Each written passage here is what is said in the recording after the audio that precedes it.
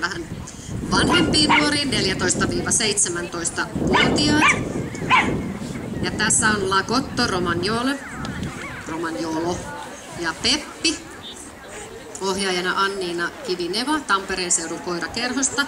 Ikää koiralla 4 vuotta 4 kuukautta.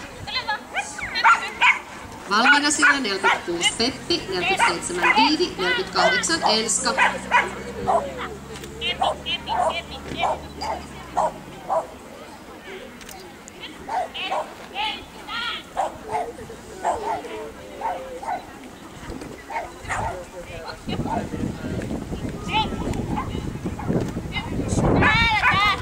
Ja näin me näytetään hylystä huolimatta, me osataan tää juttu. Tästä asenteesta mä tykkään.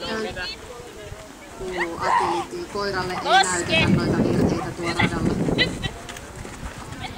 Vaan voittaja nelkein maaliin. Hyvä.